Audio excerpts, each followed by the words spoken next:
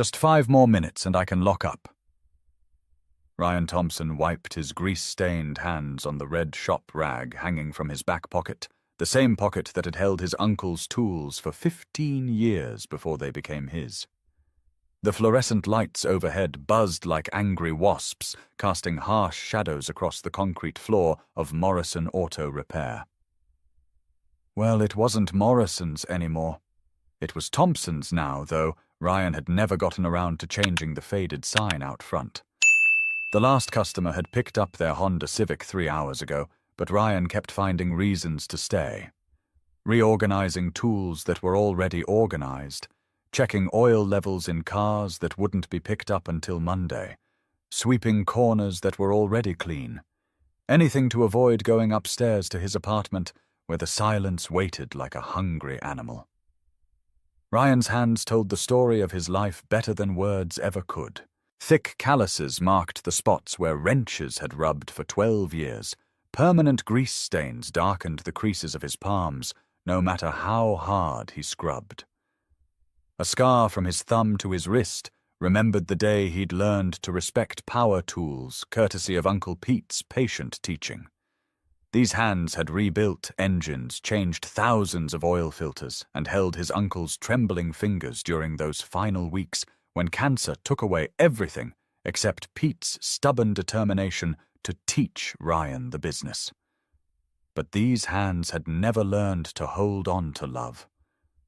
Ryan locked the cash register and flipped off the lights, leaving only the security lamp glowing near the door.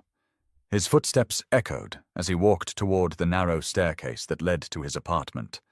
Each step creaked the same way they had when Uncle Pete lived here, when this place hummed with life instead of just the steady tick of the wall clock.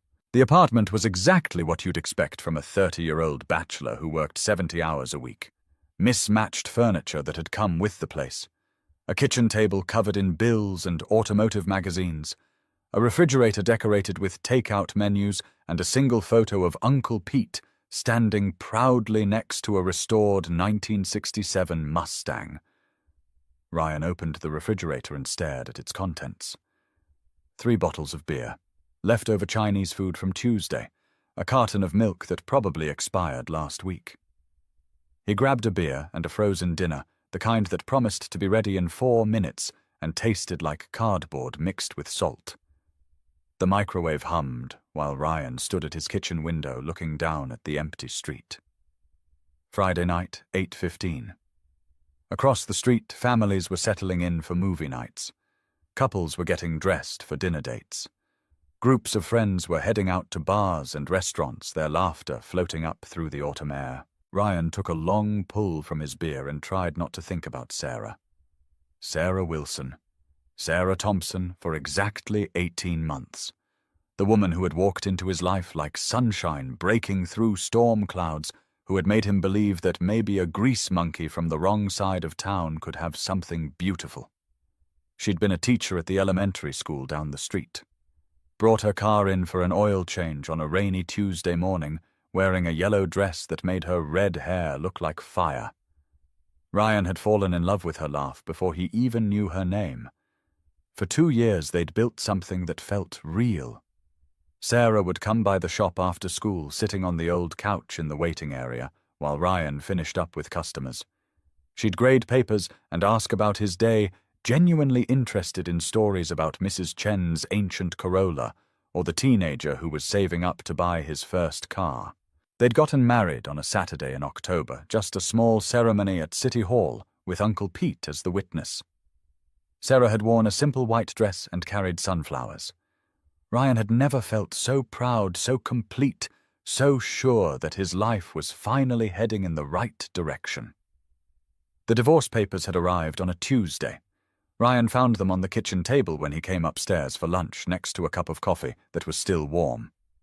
Sarah's neat handwriting covered a single sheet of notebook paper. Ryan, I can't do this anymore. I thought I could, but I can't. I need more than this. I need someone who can give me a real life, not just survival. I'm 28 years old and I feel like I'm drowning. You're a good man, but you're not enough for me. I deserve better than a life of struggle and grease stains and wondering if we'll ever have anything more than this. I've taken half of our savings. Consider it a fair trade for 2 years of my life. Don't look for me. Sarah. That had been 18 months ago. Ryan hadn't dated since. Hadn't even thought about it, really. What was the point? Sarah was right. He was just a mechanic. He fixed other people's problems for $40 an hour and went home to an empty apartment above a shop that barely paid the bills. The microwave beeped, pulling Ryan back to the present. He carried his dinner to the couch and turned on the television, cycling through channels until he found the old movie he'd seen a dozen times. Something familiar and safe, where he knew exactly how it would end. His phone buzzed on the coffee table. Ryan glanced at it, expecting to see a text from his mother, or maybe Mrs. Chen asking if he could look at her car again this weekend. Instead, he saw a name he hadn't seen in 12 years. Derek Matthews. Ryan stared at the screen for a long moment. Derek Matthews from Roosevelt High School. Derek Matthews, who drove a brand-new BMW to school every day while Ryan rode the city bus. Derek Matthews, who dated cheerleaders and threw parties in his parents' mansion while Ryan worked weekends at Uncle Pete's shop. Derek Matthews, who had never spoken to Ryan beyond the occasional nod in the hallway. Ryan opened the message. Hey, Ryan, remember me from high school? I've been thinking about old times and realized we lost touch. I have this friend who's perfect for you. She's smart, beautiful, and really wants to meet you. Dinner at Meridian tomorrow at 7. I already made the reservation. Her name is Isabella. You won't regret this, trust me. It's time you met someone who appreciates a good man. Ryan read the message 3 times, his frozen dinner growing cold in his lap. Derek Matthews setting him up on a blind date. Derek Matthews remembering he existed. It didn't make sense, but it had been 18 months since Sarah left. 18 months of microwave dinners and empty weekends. 18 months of watching his life tick by one lonely day at a time. His mother had been calling more often lately, her voice carefully casual when she asked if he was seeing anyone. Martha Thompson was 72 years old and worried about her son in the way only mothers could worry. She'd loved Sarah like a daughter and cried when she heard about the divorce. Maybe this was a sign. Maybe Derek had grown up, matured, become the kind of person who thought about old classmates and wanted to help. Maybe this Isabella was exactly what Ryan needed to start believing in possibilities again. Ryan typed back quickly before he could change his mind. Sure sounds good. Thanks for thinking of me. He sent the message and immediately wondered if he'd made a mistake. But it was too late now. Tomorrow night he would put on his best shirt and try to remember how to talk to a woman who wasn't asking about brake pads or transmission fluid. For the first time in 18 months, Ryan Thompson allowed himself to hope. What he didn't know, what he couldn't possibly know, was that at that exact moment, Derek Matthews was laughing so hard he could barely breathe. He actually said yes. Derek Matthews held his phone up for his friends to see his perfectly white teeth gleaming in a smile that held no warmth whatsoever. He was stretched out on his leather sectional sofa, a glass of wine that cost more than Ryan's monthly grocery budget balanced on his chest. The penthouse apartment looked like something out of a magazine. Floor-to-ceiling windows offered a stunning view of the city lights. Modern art hung on walls painted in carefully chosen neutral tones. Everything was expensive, tasteful, and completely devoid of personality, just like Derek himself. Trevor Ross snatched the phone from Derek's hand, reading Ryan's response with the kind of glee usually reserved for children pulling wings off butterflies. Oh, this is going to be beautiful. Can you imagine Ryan Thompson actually thinks someone like Isabella Hart would be interested in a grease monkey? The third man in the room. Austin Blake was already scrolling through his own phone, pulling up social media profiles. I found him. Look at this. He turned his screen toward the others, showing Ryan's sparse Facebook profile. The profile picture was at least 3 years old, taken at some company picnic. Ryan was smiling, but even in the photo he looked tired, worn down by life in a way that men their age shouldn't look. God, he looks exactly like he did in high school, Austin said with a sneer. Still wearing clothes from Walmart, still looking like he crawled out from under a car. Derek took another sip of wine, savoring both the vintage and the anticipation. Isabella Hart, daughter of William Hart, CEO of Hart Industries. 27 years old, blonde, beautiful, and worth approximately $50 million. She's perfect for this. Before we continue, please tell us, where in the world are you tuning in from? We love seeing how far our stories travel. The three men had known each other since prep school, bonded by shared privilege and a complete lack of empathy for anyone outside their circle. They'd spent their 20s climbing corporate ladders, building investment portfolios, and refining their ability to look down on everyone else. Derek worked at Kensington Financial, specializing in mergers and acquisitions. It was the kind of job that required expensive suits, Swiss watches, and the ability to destroy lives with a signature. He was good at it, mostly because he genuinely enjoyed watching other people fail. Trevor managed his trust fund and called it a career. Austin worked in real estate, selling multi-million-dollar properties to people who had more money than sense. Together they represented everything wrong with inherited wealth and unearned confidence. They'd been drinking since 6, celebrating Austin's latest sale, when Derek had gotten the brilliant idea to look up old high school classmates on social media. The plan had evolved naturally, the way cruelty often does among people who have never faced real consequences. So how does this work? Trevor asked, refilling his wine glass from a bottle that cost $400. We just watch from across the restaurant while she destroys him. Derek's smile widened. Better than that.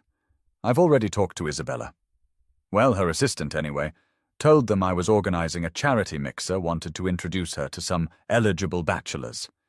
She thinks this is a legitimate setup. But it's not. Austin said, catching on quickly. She doesn't know about the joke. Exactly.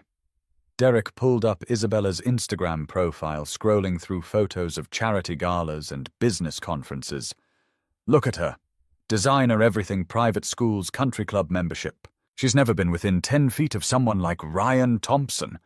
The minute she sees him walk into Meridian in his bargain store clothes, she'll realize what's happening. And then Trevor was practically bouncing with anticipation. And then she'll either laugh in his face or make some excuse to leave. Either way, we film the whole thing. Derek held up his phone, already imagining the viral video that would make them social media famous. Imagine the caption.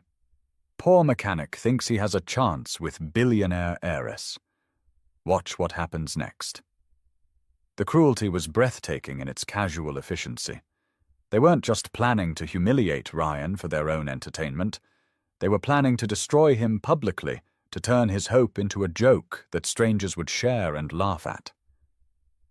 Austin was already planning the technical details. I'll sit at the table next to theirs. Get good audio.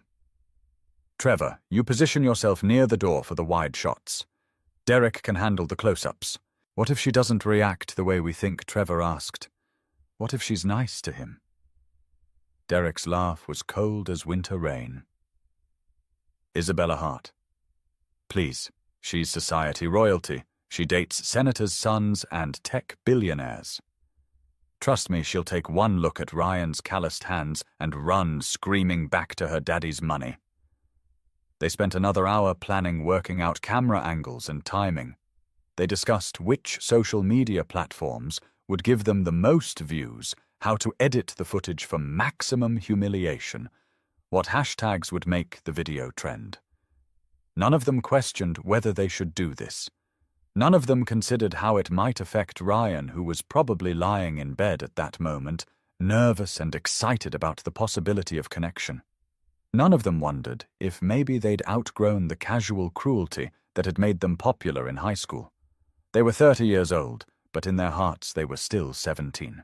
Still the boys who had made other kids' lives miserable because they could, because their parents' money protected them from consequences. Derek finished his wine and stood up, stretching like a satisfied cat. "Gentlemen, tomorrow night we're going to create internet gold. Ryan Thompson is about to learn that some people stay in their lane for a reason." Trevor and Austin gathered their coats, already planning their Saturday night around editing and uploading the footage they would capture. They shook hands like businessmen closing a deal, partners in an enterprise built on someone else's pain. After his friends left, Derek stood at his floor-to-ceiling windows looking out at the city lights. Somewhere out there, Ryan Thompson was probably lying in bed, staring at the ceiling, thinking about the possibility of love. Somewhere out there, Isabella Hart was going through her calendar, preparing for what she thought was a legitimate introduction to an eligible bachelor. Neither of them knew they were being set up to star in Derek's cruel theater. Derek poured himself another glass of wine and raised it in a toast to his own cleverness. Tomorrow night he would remind the world that there were still lines that couldn't be crossed, that some people belonged in certain places, and others knew better than to reach too high. He went to sleep smiling, dreaming of viral videos and social media fame, completely unaware that he was about to learn a lesson about assumptions and the price of underestimating other people's worth.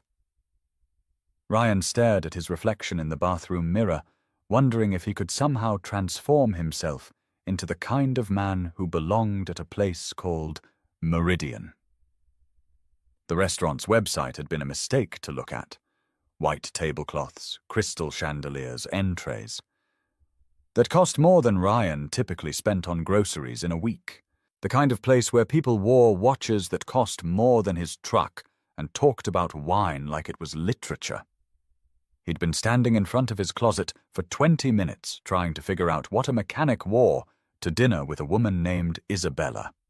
His wardrobe consisted mainly of work shirts, blue jeans, and exactly one dress shirt that he'd worn to Uncle Pete's funeral 3 years ago.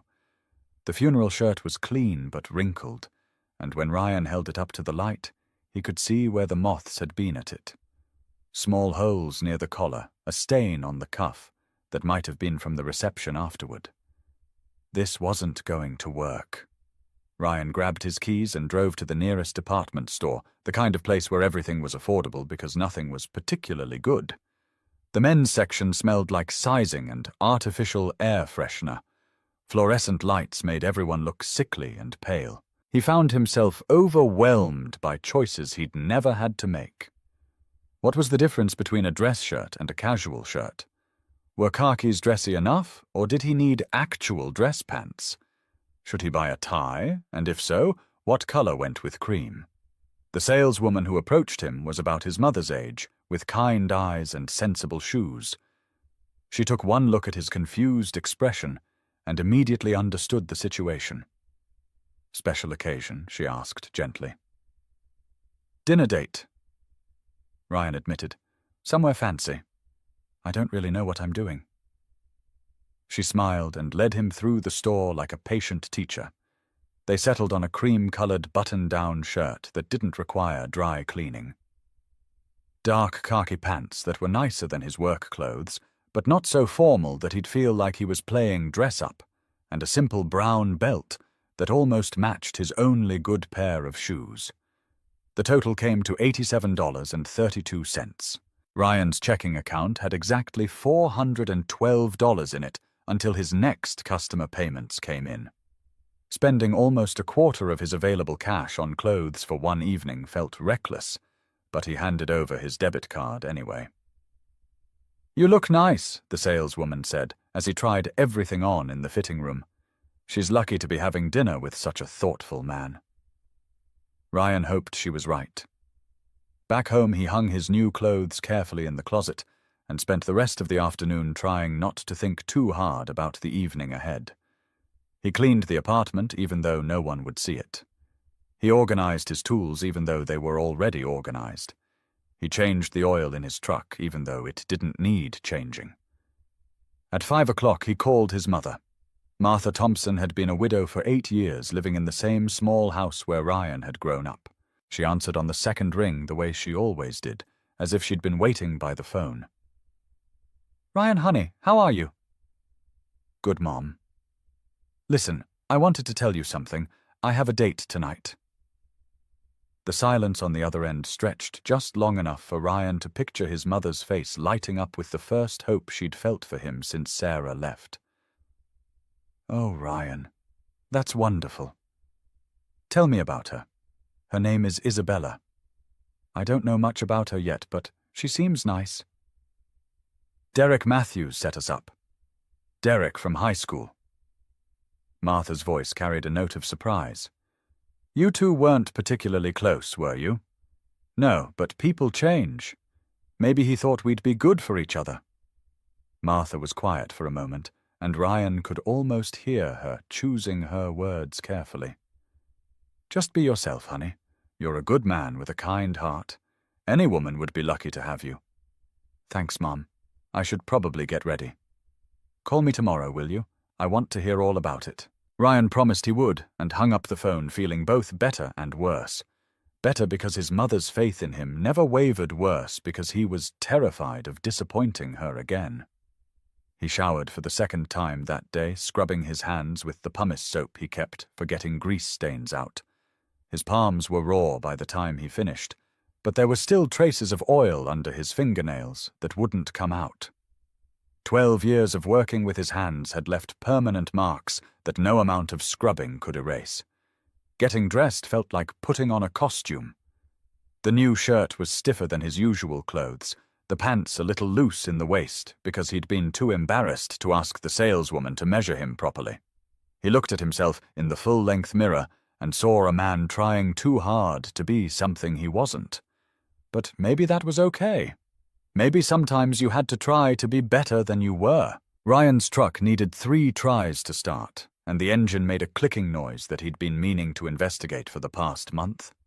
He drove slowly through the early evening traffic, giving himself plenty of time to find the restaurant and maybe sit in the parking lot for a few minutes to work up his courage. Meridian was in the part of the city where Ryan never went, where the streets were wider and cleaner, where the cars parked along the curbs cost more than most people's houses. The restaurant itself was a converted mansion, all white columns and brick walls with soft lighting spilling from tall windows onto manicured gardens. Ryan sat in his truck for 10 minutes watching well-dressed couples walk through the front door. The men wore suits that fit perfectly, moved with the confidence that came from knowing they belonged. The women looked like they'd stepped out of magazines, their hair and makeup flawless, their jewelry catching the light from the entrance chandelier. He thought about starting his truck and driving home. He could call Derek, make up some excuse about feeling sick or having a work emergency. He could go back to his apartment and his microwave dinner and his quiet Saturday evening. But then he thought about his mother's excited voice, about the hope in her words when he'd told her about the date. He thought about Uncle Pete, who had always told him that backing down from a challenge was the only real failure. Most of all, he thought about Sarah's note. "You're not enough for me. I deserve better." Maybe Isabella would think the same thing. Maybe she'd take one look at him and realize she'd made a mistake. But at least he'd tried.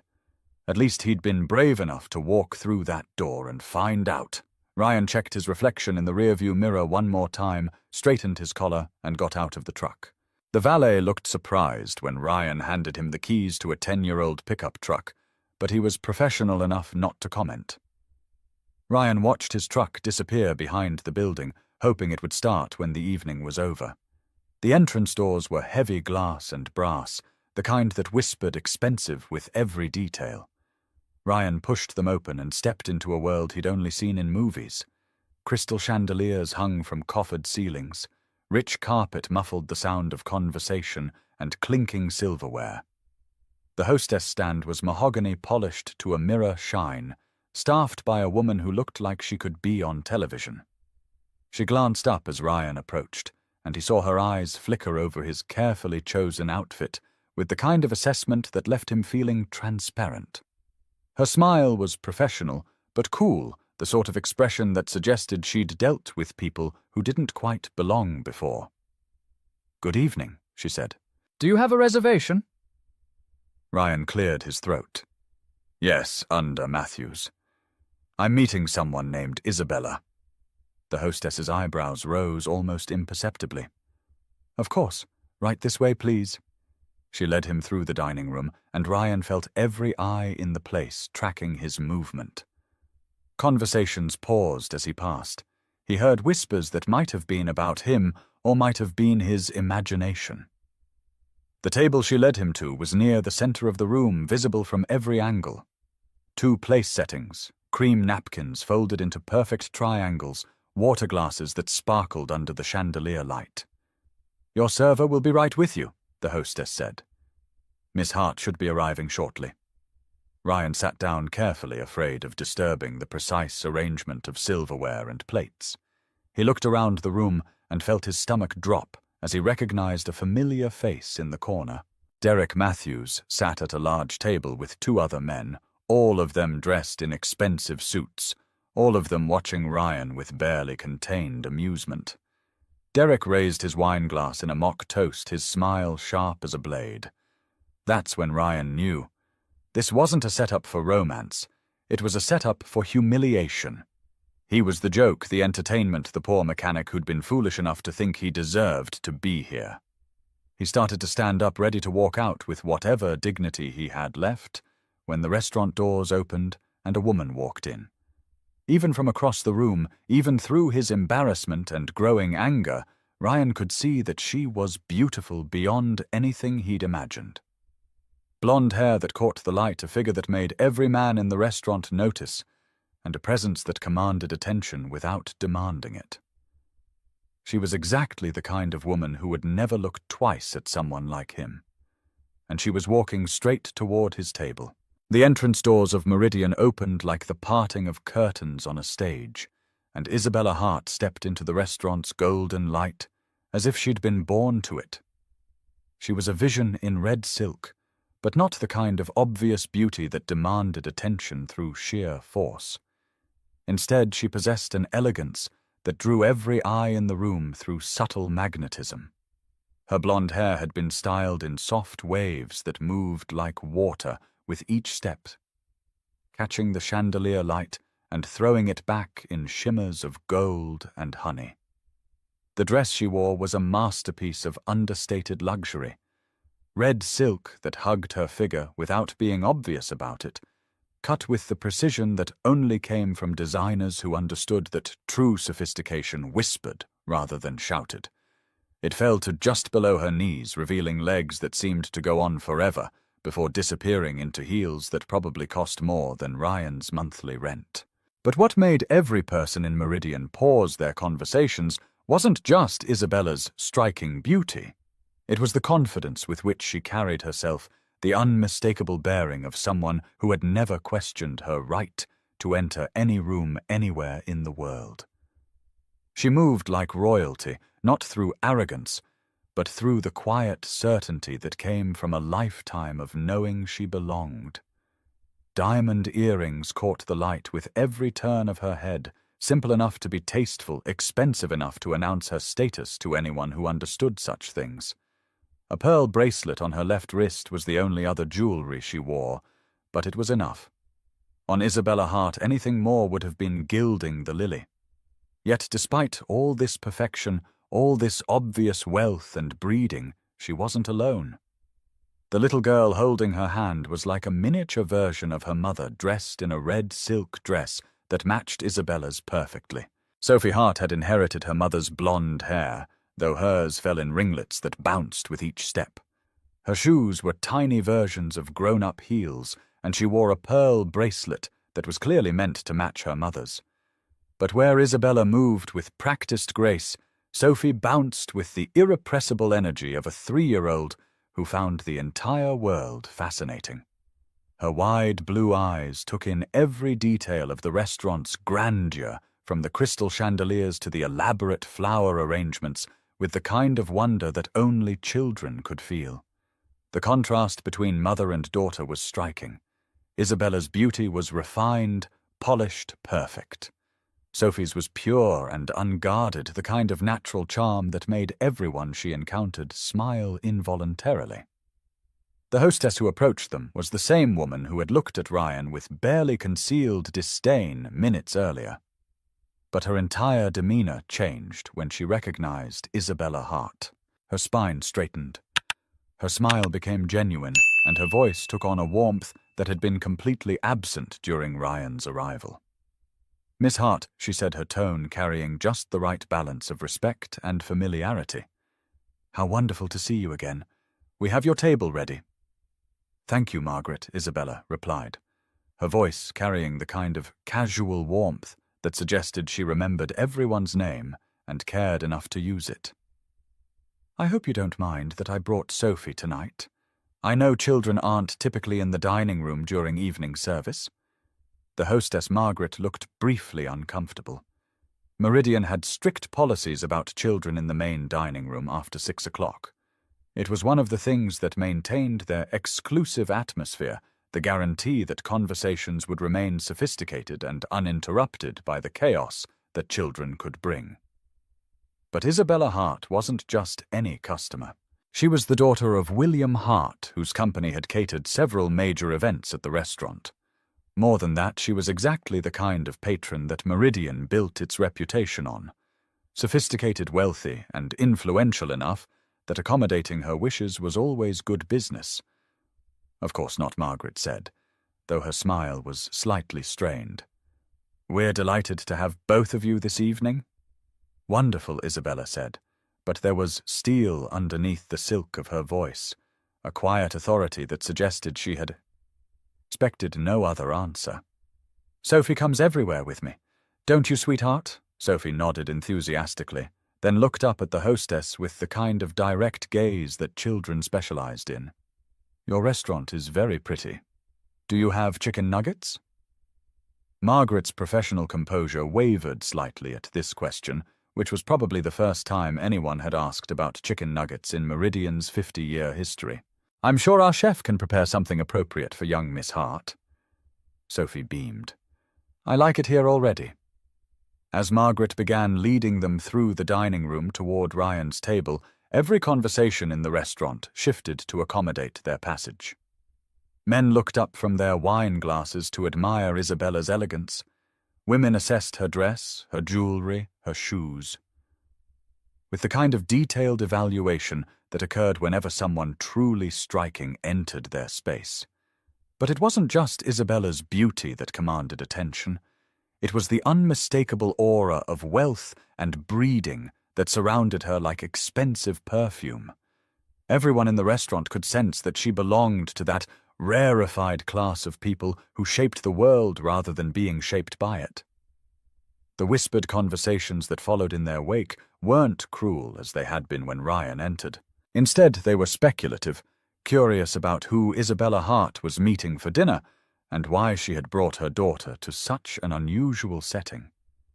"She must be meeting someone very important," one woman murmured to her dinner companion. "Perhaps a business dinner," suggested another. "Though bringing a child seems odd for that. Maybe it's personal," offered a third voice. "She's been single since her daughter was born. Everyone's been wondering when she'd start dating again." Isabella heard none of these whispered speculations, or if she did, she gave no sign of caring. Her attention was focused entirely on the path ahead, where she could see a man sitting alone at a table in the center of the dining room. Even from across the room, she could tell that Ryan Thompson was exactly what Derek Matthews had promised he would be. Working class, out of his element, dressed in clothes that clearly came from department stores rather than tailors, his posture was rigid with discomfort, his hands clasped tightly in his lap, as if he was afraid of disturbing the precise arrangement of crystal and silverware on his table. But there was something else in his bearing that Derek hadn't mentioned, something that made Isabella slow her pace slightly as she studied him more carefully.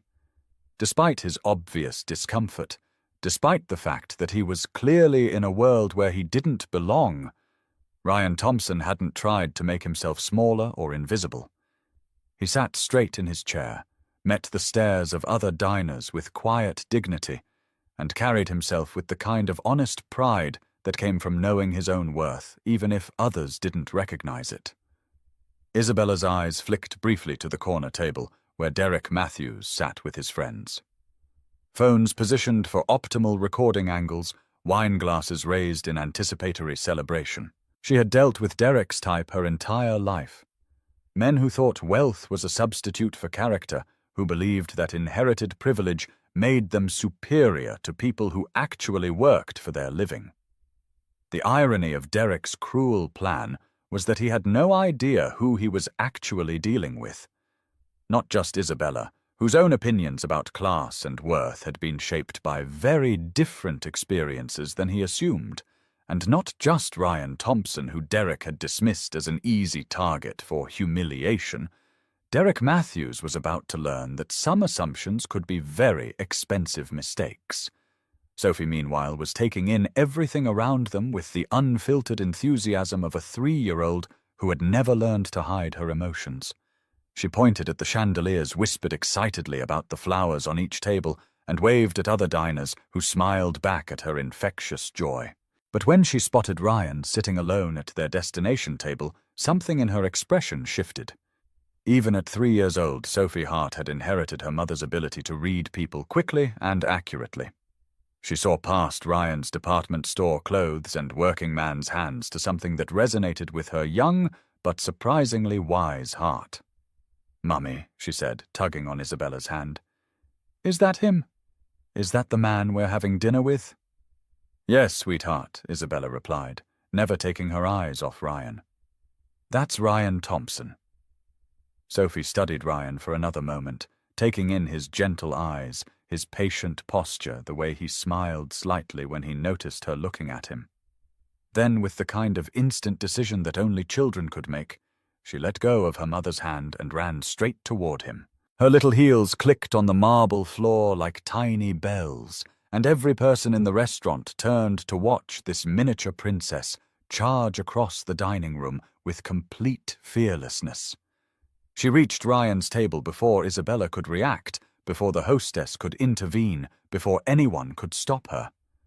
Without hesitation, without shyness, Sophie grabbed Ryan's hand with both of her small ones and looked up at him with the kind of trust that adults had long since learned to be cautious about giving.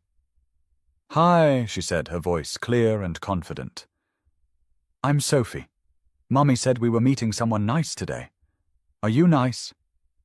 The entire restaurant held its breath, waiting to see how this working man would respond to the daughter of one of the city's most powerful families.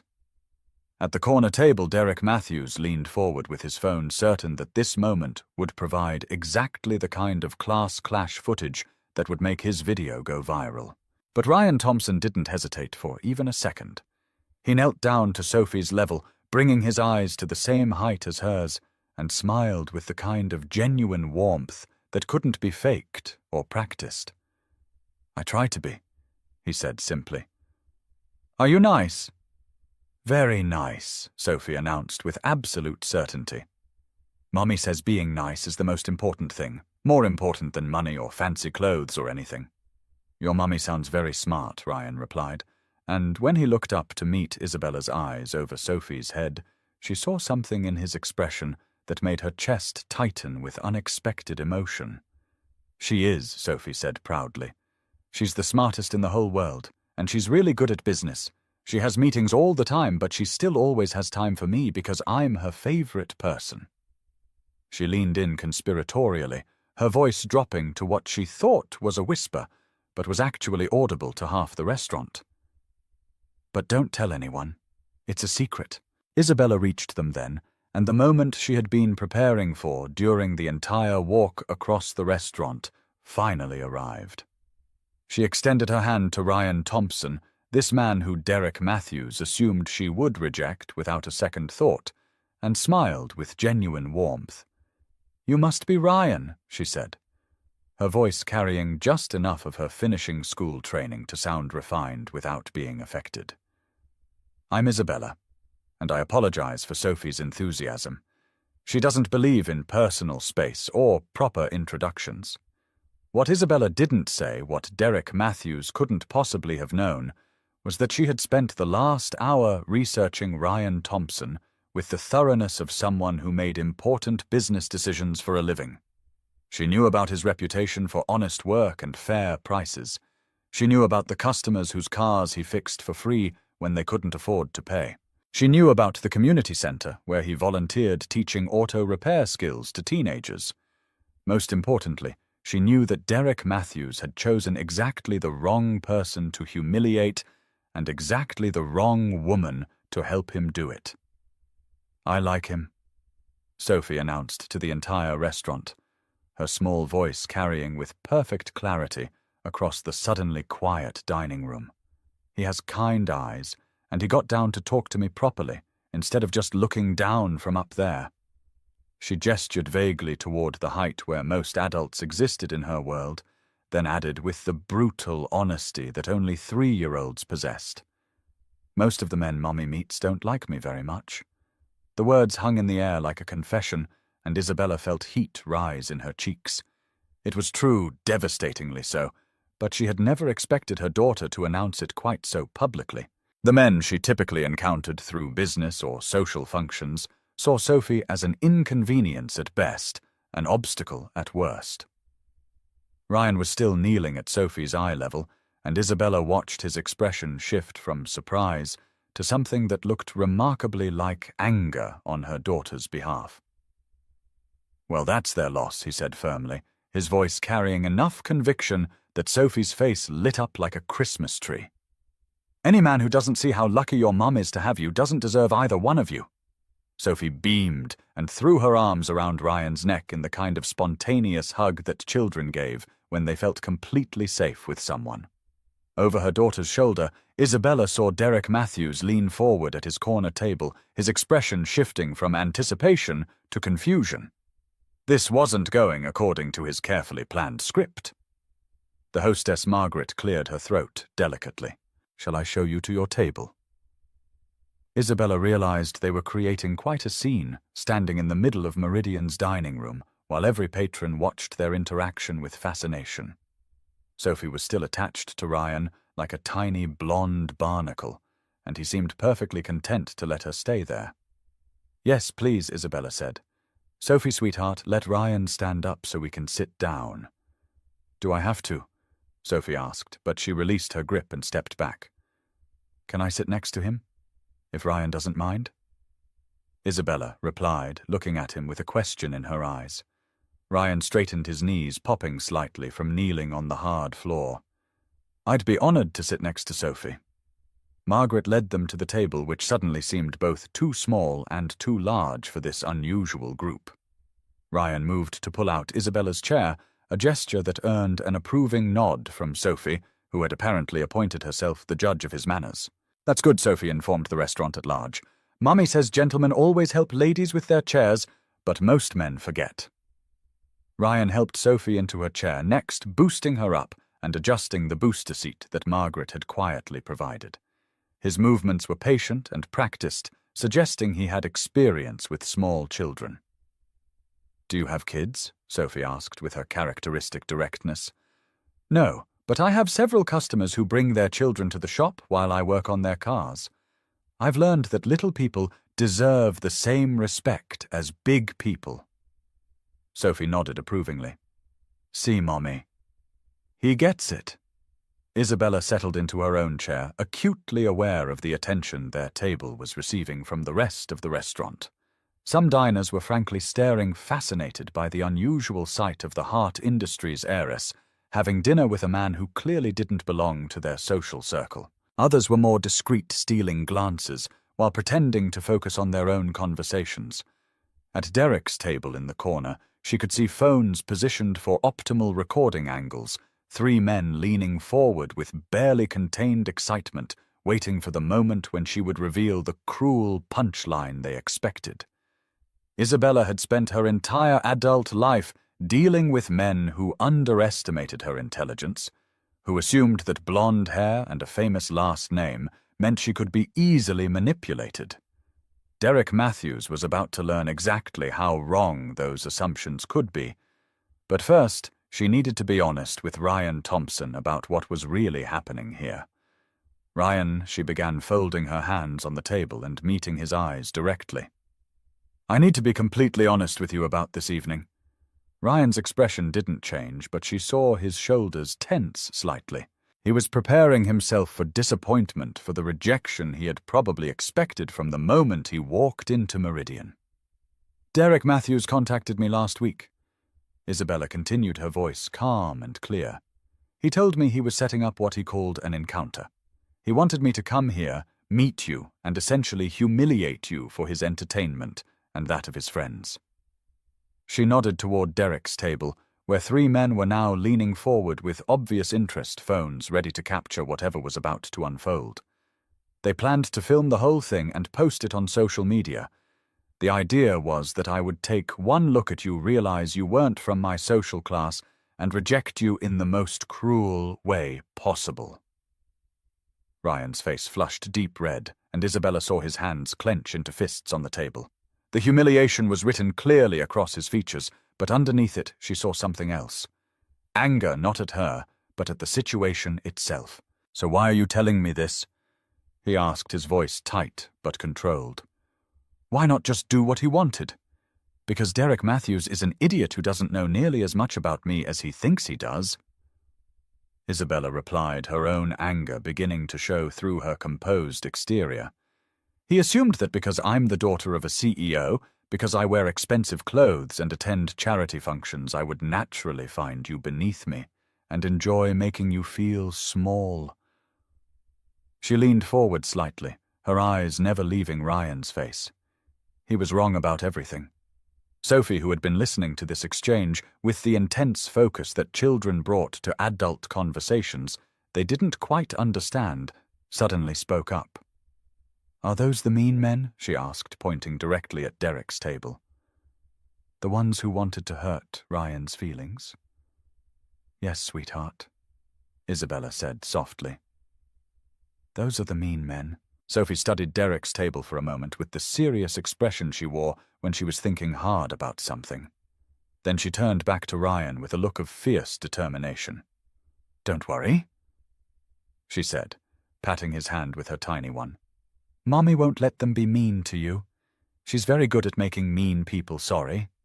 Isabella couldn't help but smile at her daughter's protective instincts. Sophie had inherited more than just her looks from the Hart family line. Ryan was looking between Isabella and Sophie with an expression that suggested he was still processing what he'd been told. The relief of knowing he wasn't going to be humiliated was warring with the anger of knowing that had been the plan all along.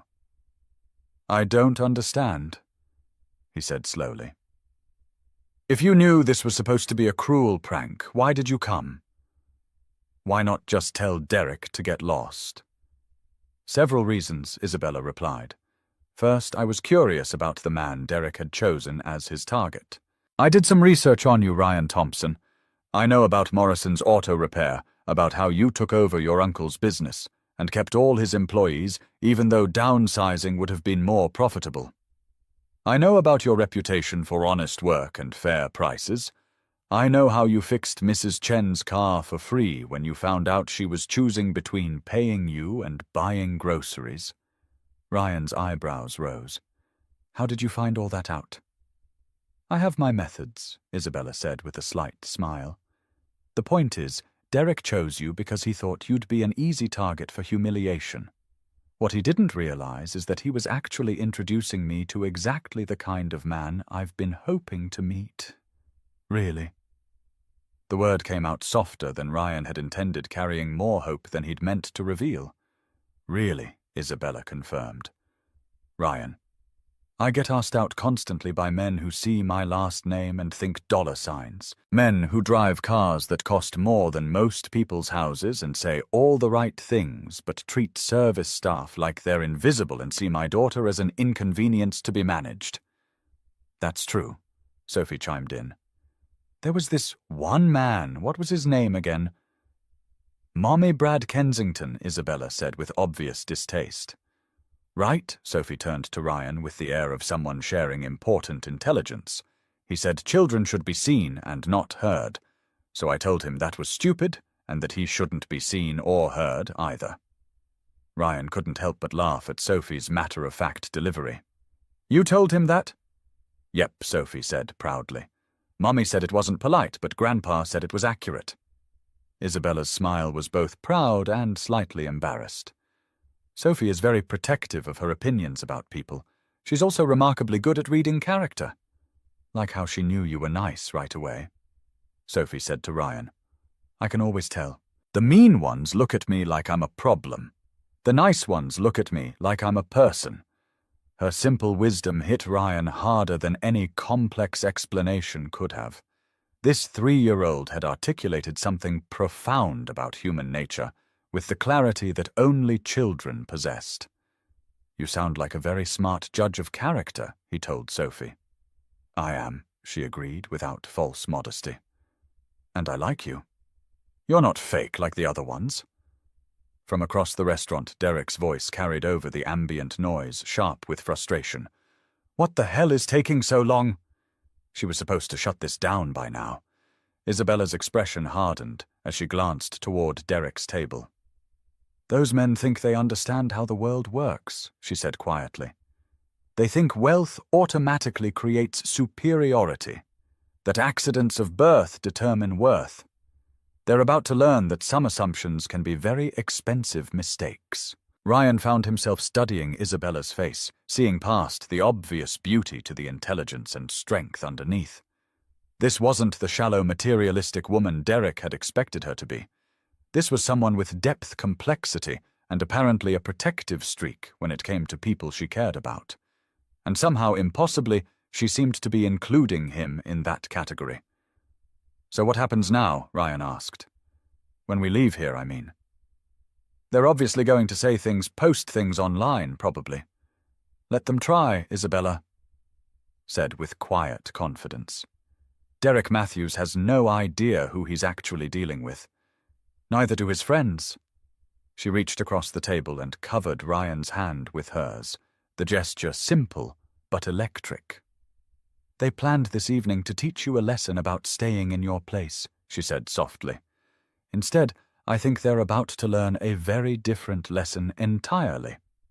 But before Isabella could explain further, their waiter approached the table. He was impeccably dressed in the restaurant's signature black uniform, his movements practiced and professional. His name tag read James, and he carried himself with the quiet confidence of someone who had served Meridian's elite clientele for many years. Good evening, James said, his voice warm but respectful. Miss Hart, it's lovely to see you again. And this must be Sophie. Sophie beamed up at him. Hi, James. Do you remember me? Of course I do. You're the young lady who asked me about the chandelier last time you were here. It's very sparkly, Sophie informed Ryan seriously. James told me it has 200 crystals on it. I counted, but I only got to 17 before I got dizzy. James smiled genuinely at Sophie's explanation, then turned his attention to Ryan. And you must be Mr. Thompson. Welcome to Meridian. Can I start you with something to drink this evening?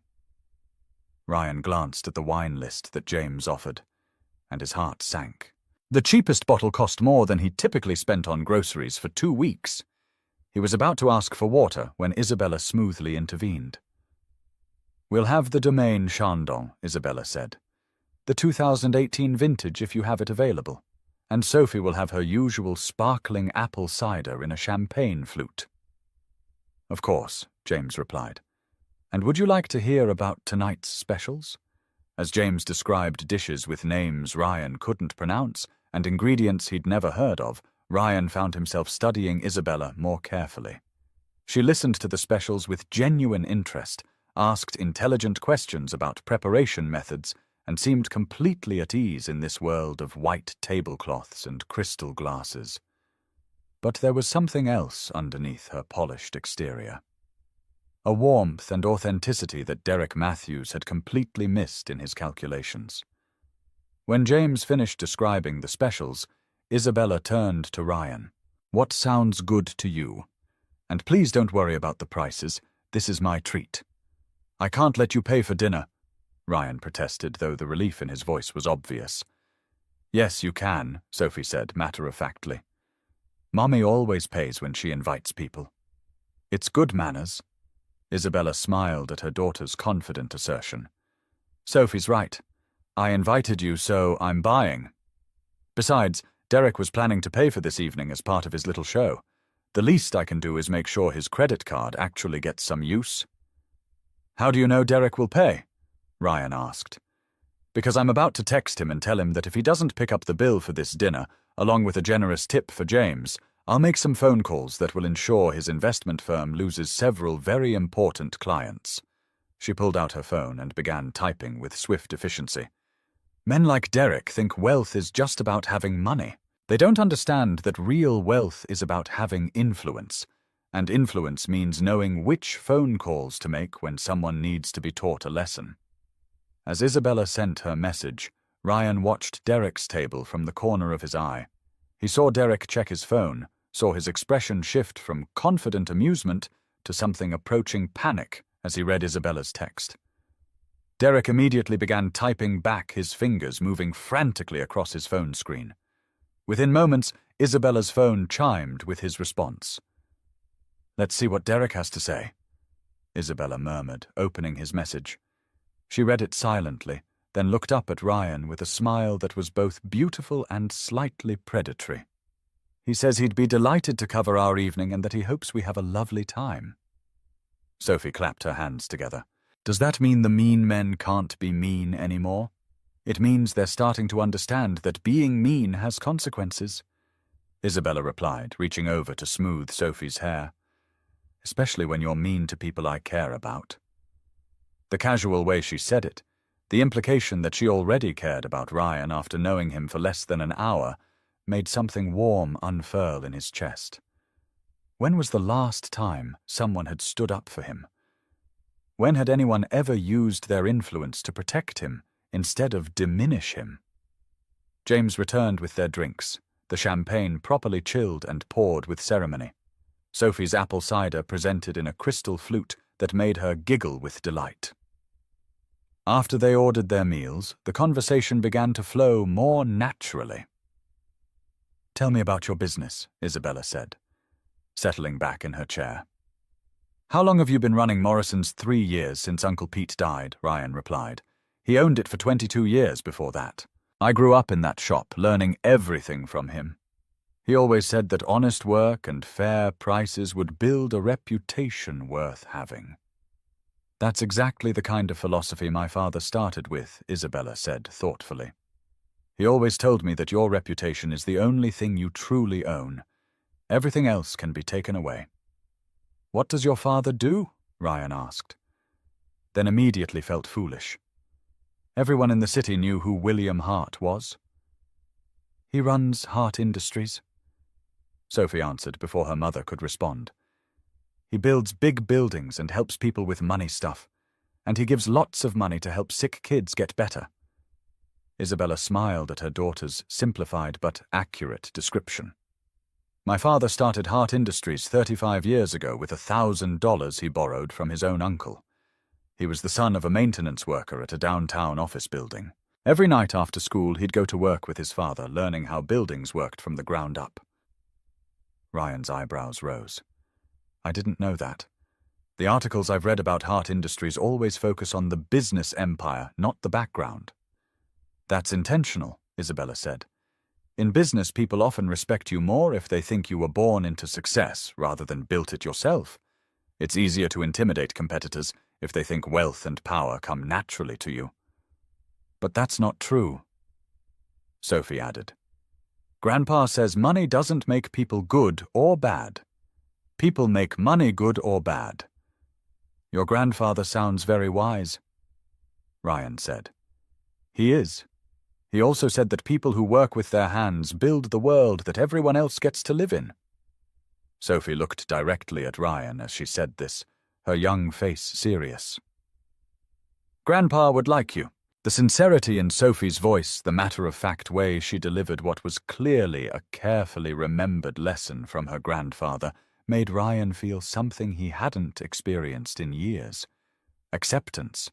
Not just tolerance or politeness, but genuine acceptance from people whose opinions mattered.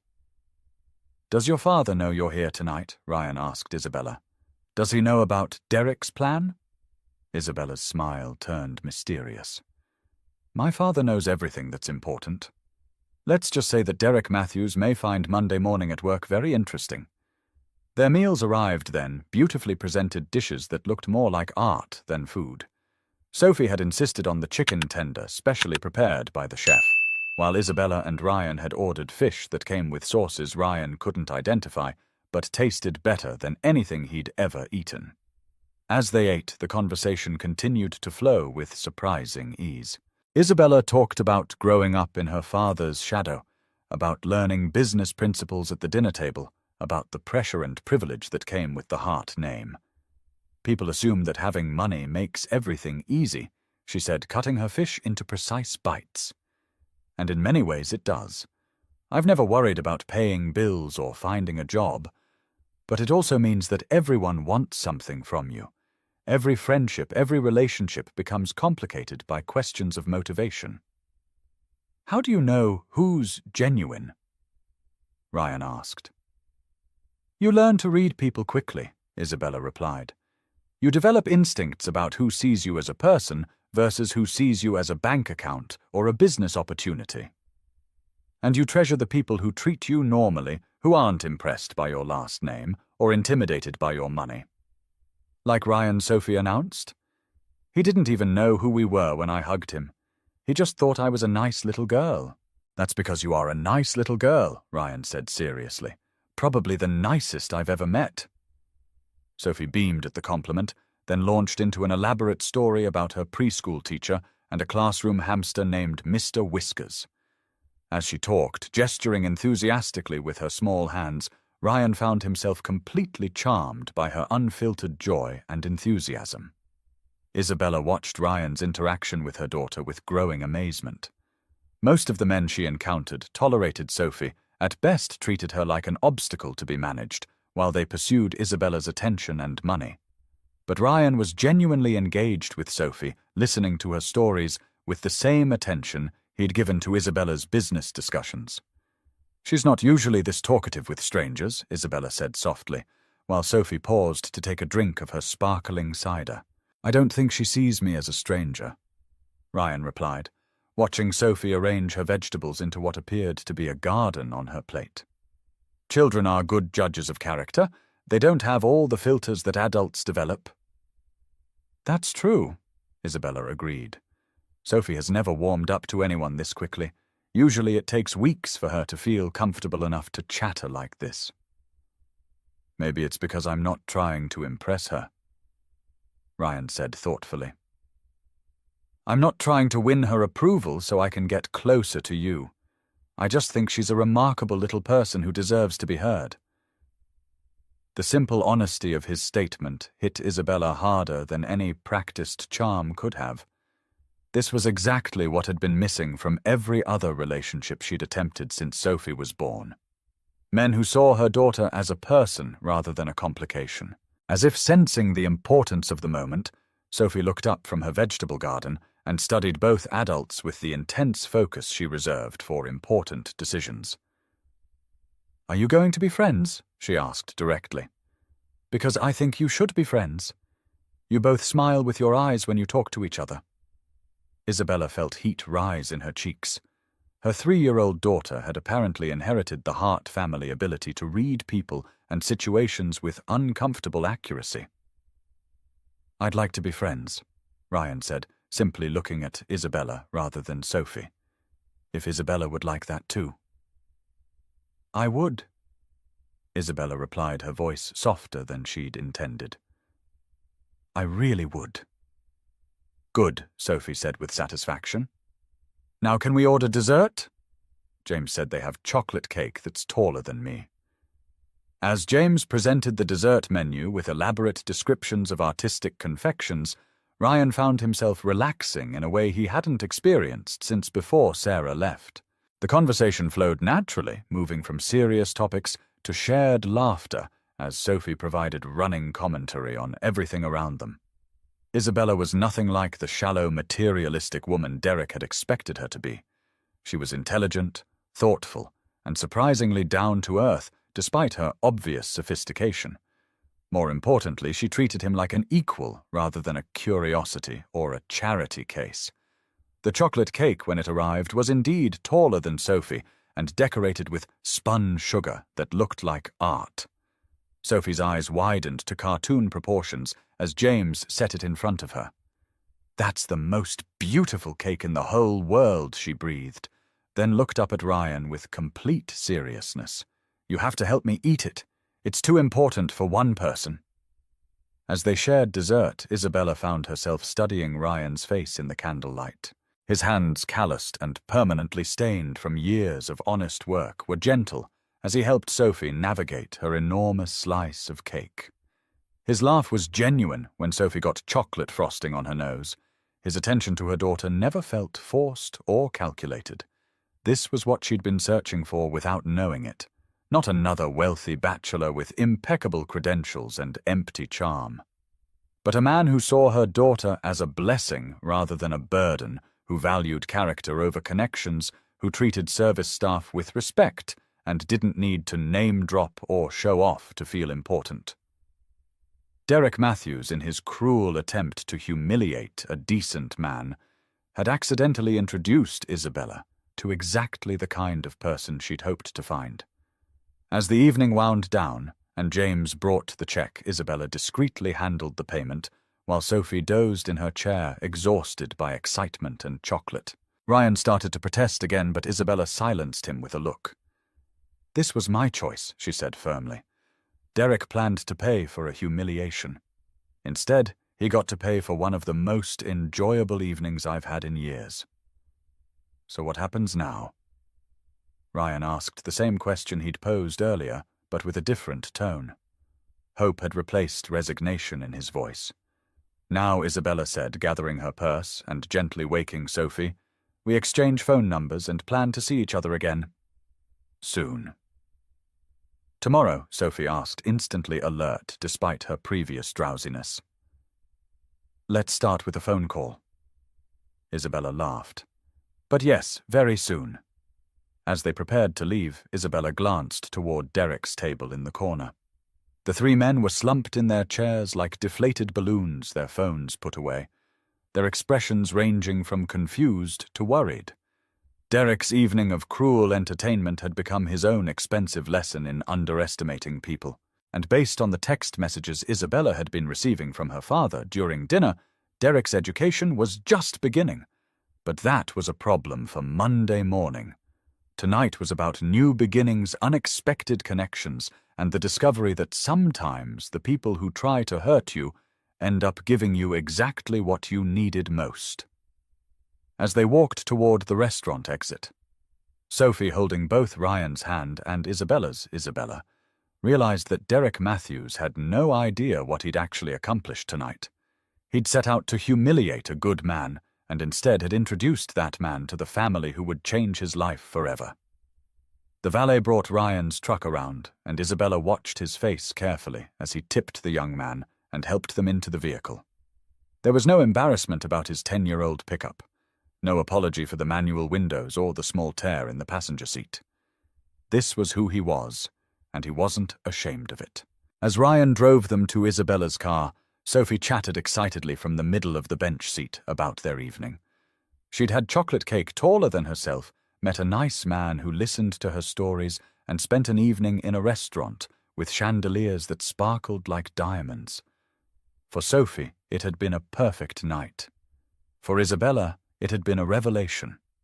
And for Ryan, it had been the beginning of understanding that maybe, just maybe, he was enough exactly as he was. Derek's cruel plan had backfired in ways he couldn't possibly have imagined. Instead of proving that people should stay in their designated social classes, he'd demonstrated that real connection transcended artificial boundaries. As they pulled into the parking lot where Isabella's BMW waited, Sophie was already making plans for their next meeting. Ryan helped Isabella transfer her daughter's car seat, their hands brushing as they worked together to secure the straps. The moment stretched between them, charged with possibility and the recognition of something worth pursuing. "I had a wonderful time tonight," Isabella said softly. "Both of us did." "So did I." Ryan replied. More wonderful than I expected when this evening started. Sophie, now buckled into her car seat in Isabella's car, called through the open window. Ryan, will you come to my birthday party? It's in 3 weeks and Mummy always makes the best cake.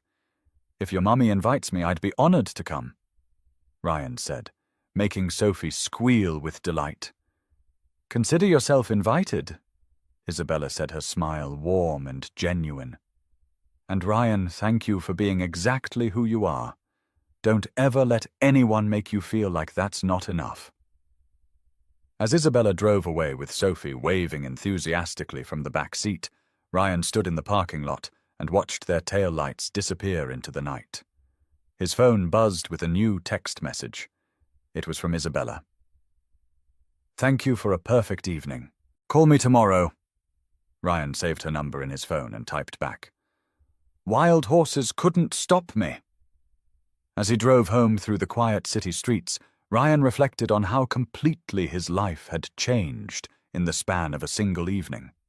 He'd walked into Meridian expecting humiliation and found something he'd stopped believing was possible. Hope. Meanwhile, across town in his penthouse apartment, Derek Matthews was pacing his living room like a caged animal. His phone had been ringing constantly since dinner. Ended text messages arriving from business contacts, social connections, and professional acquaintances. The messages all carried variations of the same theme. William Hart was asking questions about Derek's character and judgment. Hart Industries was reconsidering their business relationship with Kensington Financial. Perhaps Derek should consider whether his current position was a good fit for someone with his demonstrated lack of professional discretion. Derek's friends Trevor and Austin had left hours ago, suddenly remembering other commitments when it became clear that their evening of entertainment had become a networking nightmare. The video footage they'd planned to use for social media humiliation was now nothing more than evidence of their own cruelty. As Derek poured himself another drink and tried to calculate how much tonight's entertainment was going to cost him professionally, he still didn't understand what had gone wrong. He'd chosen Ryan Thompson as a target because he seemed like an easy mark, a working-class mechanic who would be out of his depth at a place like Meridian, easily intimidated and humiliated by someone from Isabella Hart's social class. He'd assumed Isabella would share his casual cruelty, would see Ryan as beneath her, and react with predictable disdain. Derek had been wrong about everything. Ryan Thompson wasn't weak or easily intimidated. He was a man of quiet strength and genuine character. Exactly the kind of person who impressed people like William Hart, who had built his own empire from similar humble beginnings. Isabella Hart wasn't the shallow, materialistic woman Derek had expected. She was intelligent, principled, and perfectly capable of recognizing character when she saw it. Most importantly, Derek had underestimated the power of genuine connection over artificial social boundaries. As his phone buzzed with another ominous message from a business contact, Derek Matthews began to realize that some assumptions could be very expensive mistakes.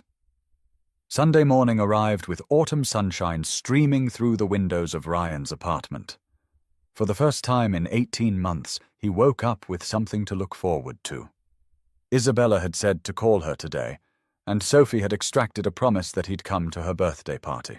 Ryan made coffee and sat at his kitchen table with his phone in his hand, nervous about making the call, but excited in a way he'd forgotten was possible.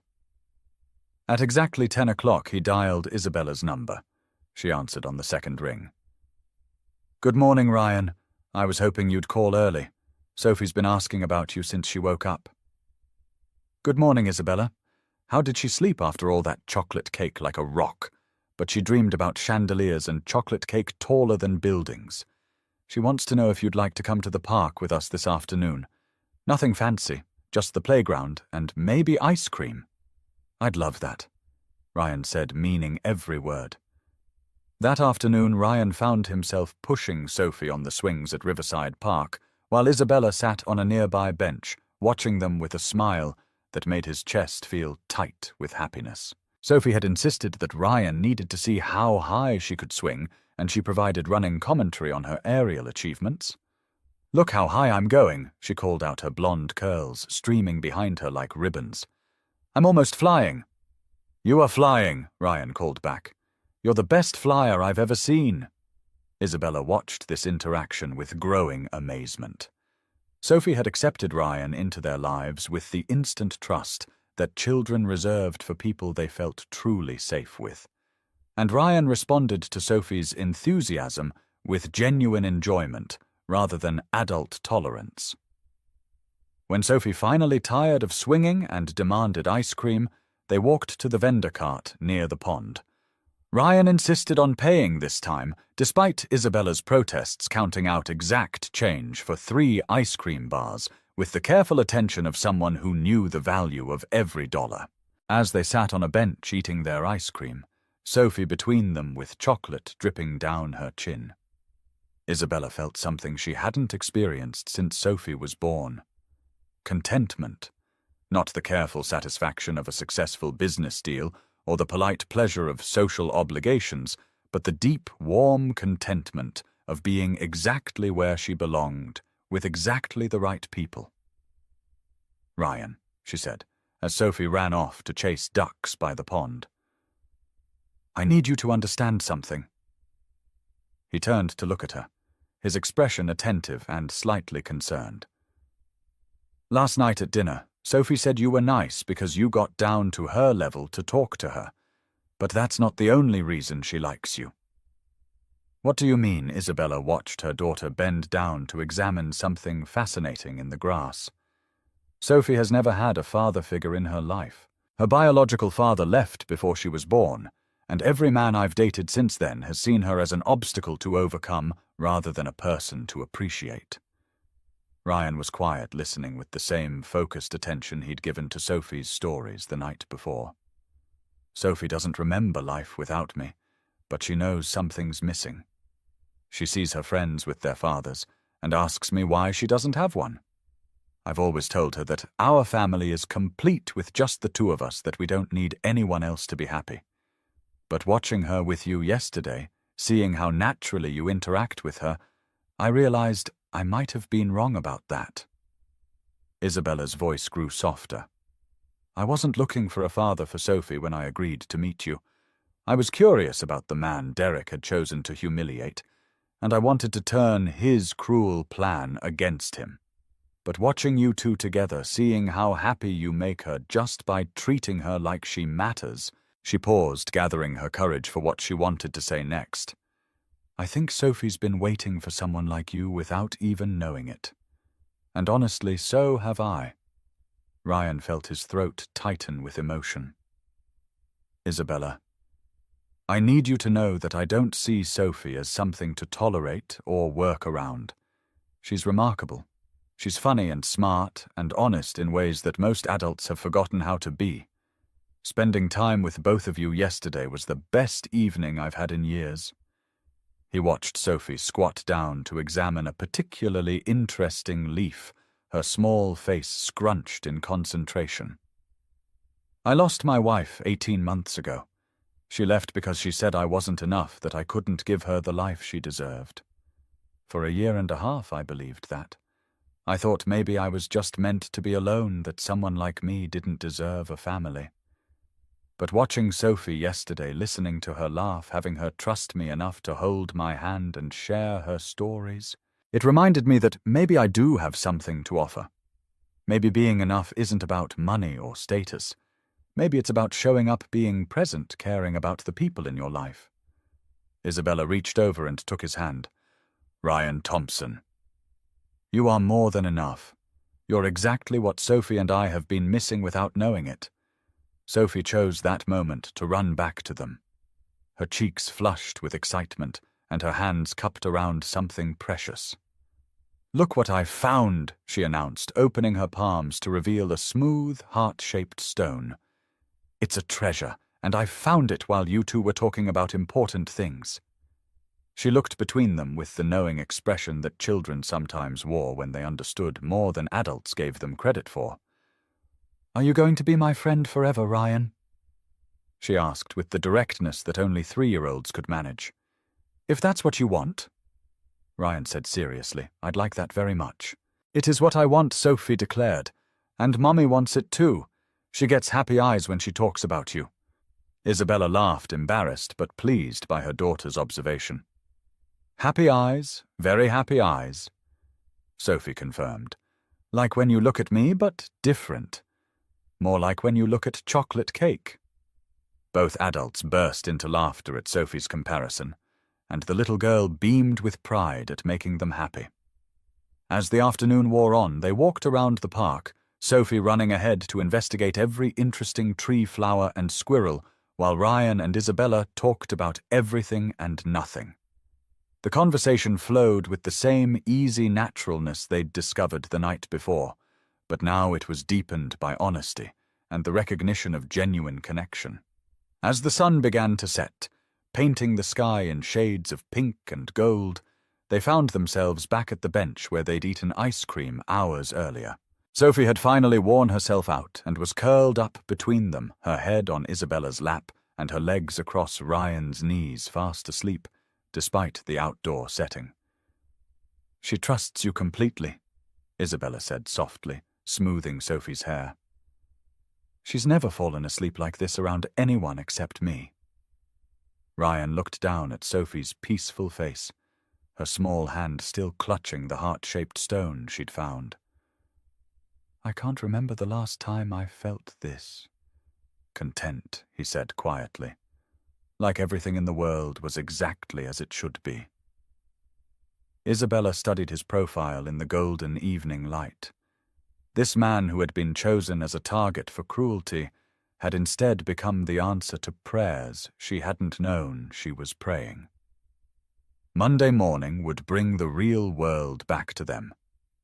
Derek Matthews would face the consequences of his actions. Isabella would return to her responsibilities at Hart Industries, and Ryan would go back to Morrison's auto repair.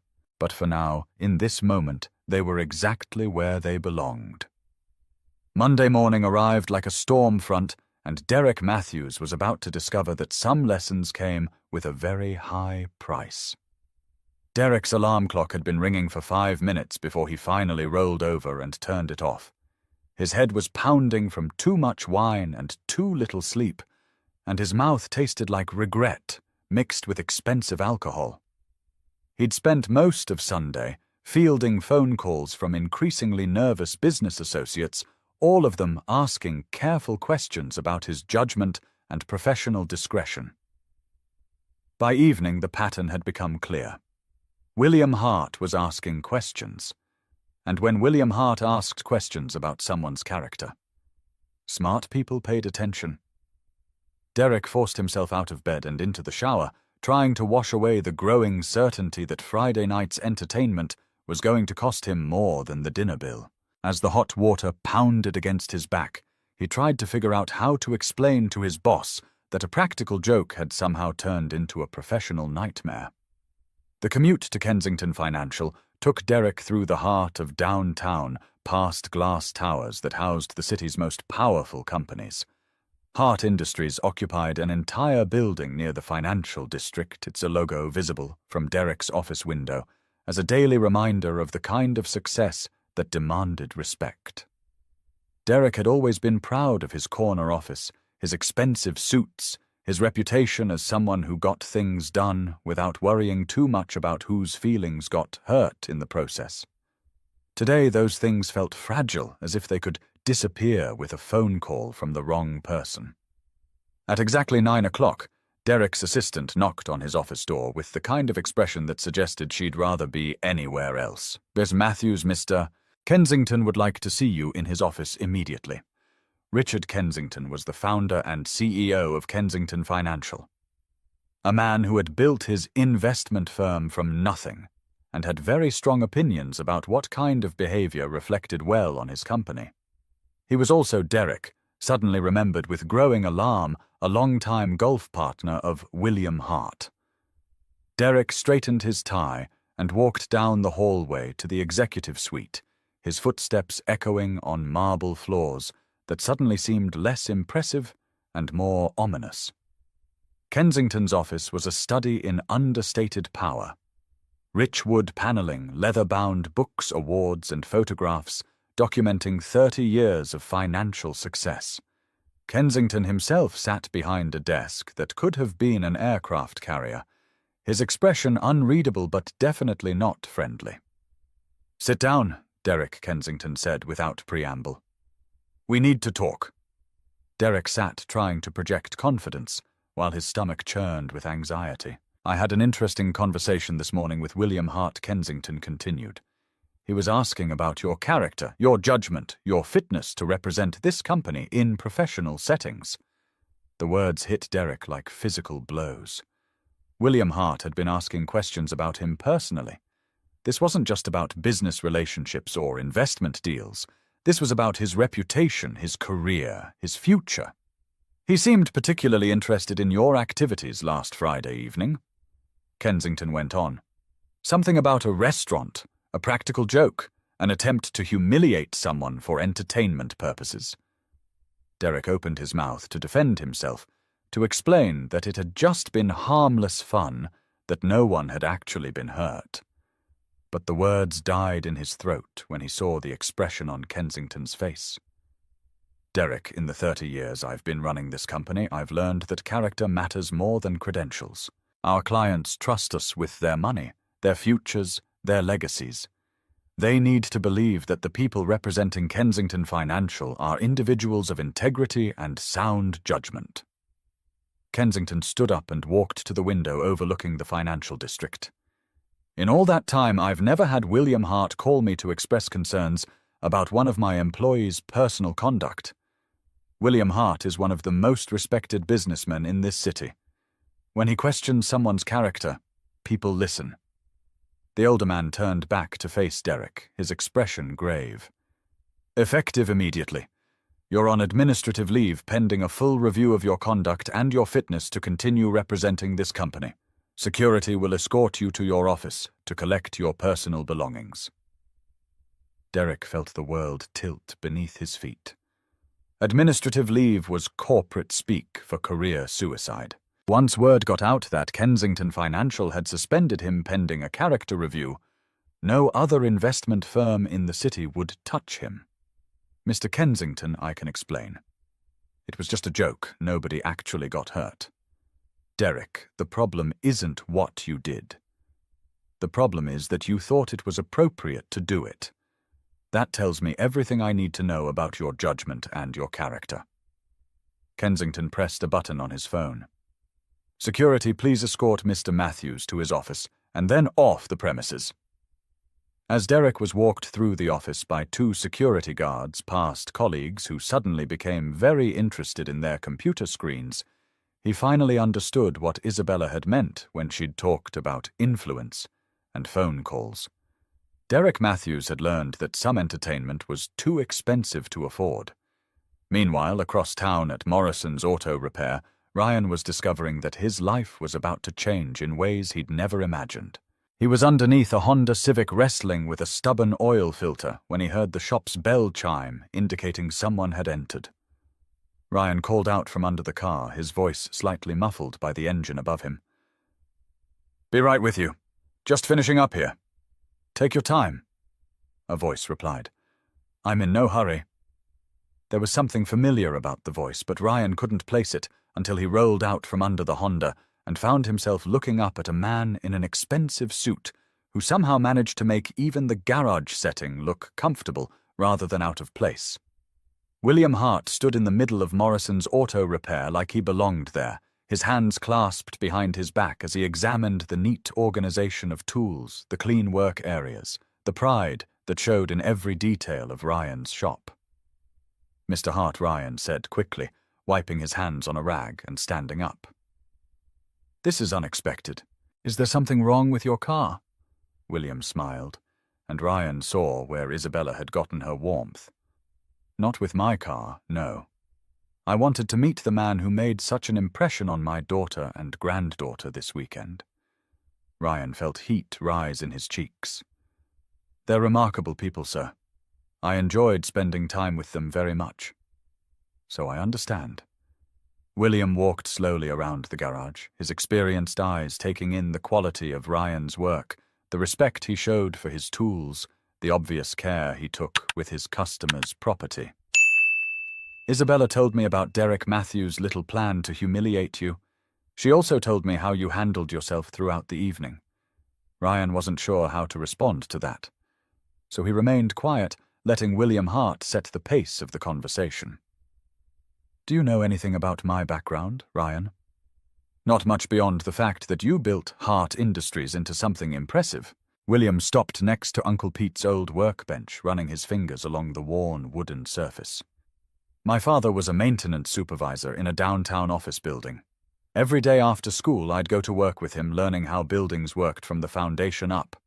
I learned the value of honest work and fair treatment from a man who never made more than $30,000 in a single year. He turned to look directly at Ryan. But I also learned that success isn't measured by what you make, it's measured by what you build, and how you treat people while you're building it. Ryan found himself thinking of Uncle Pete, who had taught him similar lessons in this very garage. Isabella told me you took over this business when your uncle passed away, William continued. That you kept all his employees, even though downsizing would have been more profitable. That you've built a reputation for honest work and fair prices. That's what Uncle Pete taught me, Ryan said simply. He always said that your reputation is the only thing you really own. Smart man. William walked over to look at the framed photo of Uncle Pete standing next to the restored Mustang. Isabella also told me that you treat my granddaughter like she matters, not like an inconvenience to be managed while you pursue her mother. Sophie's an amazing little girl, Ryan said. Any man who sees her as anything other than a blessing doesn't deserve to be in Isabella's life. William nodded approvingly. That's exactly what I wanted to hear. He reached into his jacket pocket and pulled out a business card, handing it to Ryan. Hart Industries has a fleet of vehicles that need regular maintenance. Trucks, company cars, construction equipment. We currently contract that work out to 3 different shops, none of which provide the kind of personal service that builds long-term relationships. Ryan looked at the business card, then back at William Hart. I'm flattered, sir, but I'm not sure my shop is big enough to handle that kind of contract. Then maybe it's time to expand, William said with a slight smile. I didn't build Hart Industries by playing it safe, Ryan. I built it by recognizing opportunity and having the courage to take calculated risks. He gestured around the garage. You have the foundation here. Good reputation, quality work, honest dealings. What you need is capital to grow, to hire, good people to expand your capacity. William Hart was offering him the opportunity of a lifetime, and Ryan felt his heart hammering against his ribs. Why, he asked honestly. Why would you take that kind of risk on someone you just met? Because my daughter and granddaughter are excellent judges of character, William replied. Because Derek Matthews chose you as a target for humiliation, which tells me you're exactly the kind of person worth knowing. And because 35 years ago, someone took a chance on a maintenance worker's son who had big dreams and no money. Ryan stared at the business card in his hands. Hart Industries logo printed in elegant lettering, a phone number that could change everything. I don't know what to say, he admitted. Say you'll think about it, William suggested. Say you'll let me know by Friday whether you're interested in a partnership that could benefit both of us. A partnership Hart Industries provides the capital for expansion. You provide the expertise and management. We split the profits according to a formula that recognizes both contributions. William extended his hand to Ryan. Think it over. Talk to Isabella about it. But remember that opportunities like this don't come along very often. As they shook hands, Ryan felt like his entire world was shifting beneath his feet. 3 days ago he'd been a struggling mechanic, barely making ends meet. Now he was being offered a partnership with one of the city's most successful companies. Mr. Hart, Ryan said, as William prepared to leave. Thank you for believing in me, for giving me this chance, for raising an incredible daughter and granddaughter. William smiled. Thank you for reminding me that character still matters more than credentials. Isabella and Sophie deserve someone who sees them for who they are, not what they represent. That evening, Ryan called Isabella with news that left both of them amazed and slightly overwhelmed by how quickly their lives were changing. He offered you a partnership. Isabella's voice carried wonder and excitement. Ryan, do you understand what this means? I think so, Ryan said, though he was still trying to process the day's events. Your father is offering me the chance to build something bigger than I ever imagined possible. He's offering you the chance to become the man you've always been capable of being. Isabella corrected gently. My father sees potential that others miss. That's how he built his empire, by recognizing value where others see only surface appearances. Do you think I should take it? Isabella was quiet for a moment, and Ryan could almost hear her thinking through the implications. I think you should do what feels right to you, she said finally. But I also think my father doesn't make offers like this lightly. If he believes in you, maybe it's time you started believing in yourself. That night, Ryan lay in bed staring at the ceiling, thinking about Uncle Pete and the lessons he'd learned in this garage. About Sarah's letter and the pain of being told he wasn't enough. About Isabella and Sophie and the possibility of a family he'd never dared to hope for. About William Hart's offer and the chance to build something that would honor Uncle Pete's memory while creating a legacy for the future. By morning, he'd made his decision. 6 months later, Thompson Hart Automotive occupied a building 3 times the size of the original Morrison's shop, with 8 experienced mechanics, state-of-the-art equipment, and a waiting list of customers who had heard about their reputation for quality work and honest dealing. Ryan stood in his office looking out at the bustling garage floor where men and women he'd hired worked with the same pride and attention to detail that Uncle Pete had taught him. On his desk sat a framed photo of the original Morrison's shop. Uncle Pete's gentle smile, a daily reminder of the values that had built this success. The phone on his desk rang, and Isabella's voice filled the room with warmth. Are you ready for tonight? She asked. As ready as a man can be for the most important question of his life, Ryan replied. Sophie's been practicing her job as ring bearer all morning. Isabella laughed. She's very serious about her responsibilities. Tonight, Ryan would ask Isabella to marry him. The ring was already in his pocket, a simple but elegant diamond that he'd chosen with Sophie's help 3 weeks ago.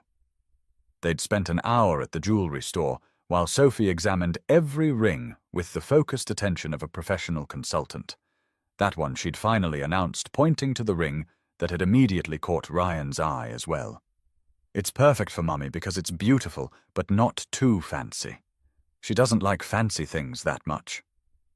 The saleswoman had smiled at Sophie's confident assessment, and Ryan had known immediately that his 3-year-old consultant was absolutely right. The proposal would take place at Riverside Park, at the same bench where they'd eaten ice cream on their first afternoon together. Isabella thought they were going for an ordinary Sunday picnic, but Ryan had spent weeks planning every detail.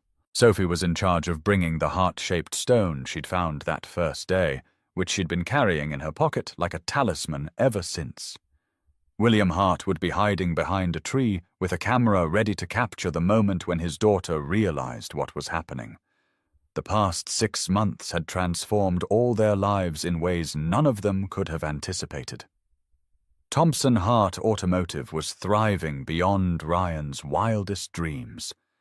Isabella had taken on a more active role at Hart Industries, working closely with her father to ensure their partnership with Ryan's company continued to benefit both businesses. Most importantly, they'd become a family in all but legal terms. Ryan spent most evenings at Isabella's house, helping Sophie with her bedtime routine, reading stories and marveling at how naturally he'd slipped into the role of father figure that Sophie had been waiting for her entire short life. The transformation hadn't been without challenges. Learning to merge their different worlds, their different backgrounds, their different expectations had required patience and compromise from everyone involved. But love, Ryan had discovered, made those challenges feel like adventures rather than obstacles. Derek Matthews, meanwhile, had learned that actions had consequences. His suspension from Kensington Financial had become permanent termination when the character review revealed a pattern of questionable judgment and unprofessional behavior. No other investment firm in the city would hire him, and he'd eventually been forced to leave town and start over somewhere his reputation couldn't follow him. Trevor and Austin had faced their own professional consequences as word of their Friday evening entertainment spread through their social circles. It turned out that cruelty, even when disguised as humor, wasn't as amusing to others as they'd believed. But Derek's failure had become Ryan's opportunity, and sometimes justice worked in unexpected ways. As Sunday afternoon arrived, Ryan drove to Isabella's house with his heart hammering and the ring box making his pocket feel impossibly heavy. Sophie met him at the door, practically bouncing with excitement about their picnic plans. She had no idea she was about to help orchestrate the most important moment of all their lives. At the park, as they spread their picnic blanket on the grass near the pond, Ryan watched Isabella laugh at something Sophie said, and felt his chest tighten with overwhelming love. This woman, this child, this life they'd built together, it was everything he'd never known he wanted, and more than he'd ever believed he deserved. When the moment came when Sophie handed him the heart-shaped stone with a solemn expression, and Isabella looked at him with sudden understanding, Ryan dropped to one knee and asked the question that would determine their future. "Isabella Hart, will you marry me?" Through her tears, through Sophie's excited squealing, through the sound of William Hart's camera clicking from his hiding place behind the oak tree, Isabella's answer rang clear and certain. Yes, Ryan Thompson. Yes, yes, yes. They were married 3 months later in the same park where they'd shared their first afternoon together, where they'd fallen in love gradually, and then all at once, where they'd learned that family wasn't about where you came from, but about who you chose to love. Sophie served as flower girl and ring bearer, taking both jobs seriously and executing them with the focused determination she brought to everything important in her life. William Hart walked his daughter down the aisle, his eyes bright with tears, and his heart full of gratitude for the man who had brought such joy to his family. Uncle Pete's photo sat in a place of honor at the reception, watching over the celebration of love that had grown from the foundation he'd helped Ryan build. As Ryan and Isabella danced their first dance as husband and wife, with Sophie standing beside them, holding both their hands, they reflected on the remarkable journey that had brought them together.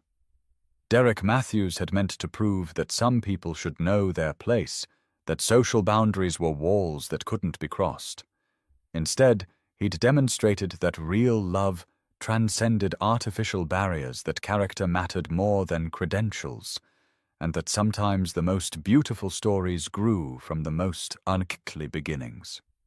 Thompson Hart Automotive continued to thrive, employing dozens of people and serving hundreds of customers who valued honest work and fair treatment.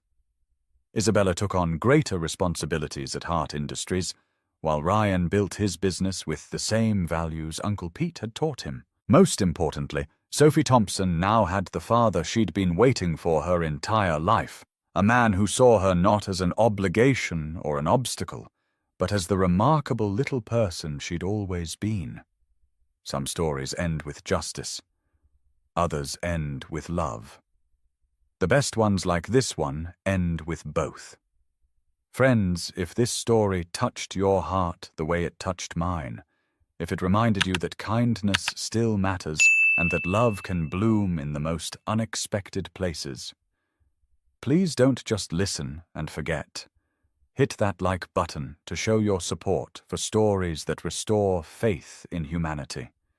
Subscribe to our channel for more heartwarming tales that prove good people still exist in this world. Share this story with someone who needs to remember that our worst moments don't define us, but how we choose to treat others always does. Drop a comment below and tell us about a time when someone's kindness changed your life, or when you had the chance to show kindness to a stranger. Your stories matter, and you never know whose day you might brighten by sharing them. Remember, real wealth isn't measured in bank accounts. It's measured in the lives we touch, the love we share, and the character we build one choice at a time. Thanks for being part of our community, where every story matters and every heart has value.